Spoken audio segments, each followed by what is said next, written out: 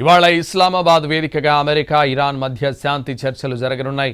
ముందుగా Iran America బృందాలతో వేరువేరుగా చర్చలు నిర్వహిస్తారు. రెండు దేశాల ప్రతినిధులు వేరువేరు గదుల్లో ఉండగా పాక్ మధ్యవర్తులు సందేశాలను అటు ఇటు చేరవేస్తూ చర్చలను పరోక్ష పద్ధతిలో నిర్వహిస్తారు. అవి సాఫీగా సాగితే రాత్రికి ముఖాముఖి చర్చలు జరుగుతాయి.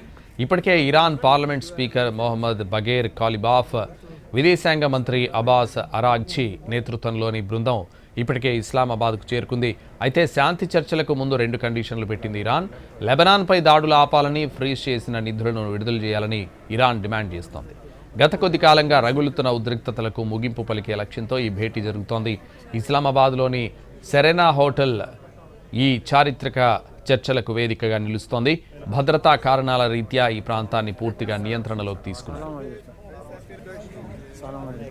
పశ్చిమాసియాలో శాంతిని పునరుద్ధరించడం, కాల్పుల విరమణ ఒప్పందంపై పట్టు సాధించడం, ఇరాన్ చేతిలో బందీలుగా ఉన్న అమెరికన్ల విడుదల కోసం చర్చలు జరగనున్నాయి.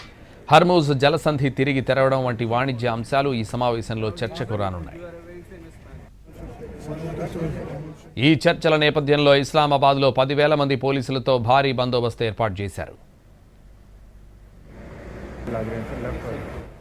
ఈ చర్చలను పాకిస్తాన్ ప్రధాని షహబాజ్ షరీఫ్ చారిత్రక ఘట్టంగా అభివర్ణించారు. ఒకవేళ చర్చలు విఫలమైతే దాడులు తీవ్రతరం చేస్తామని అమెరికా అధ్యక్షుడు డొనాల్డ్ ట్రంప్ ఇప్పటికే హెచ్చరించారు.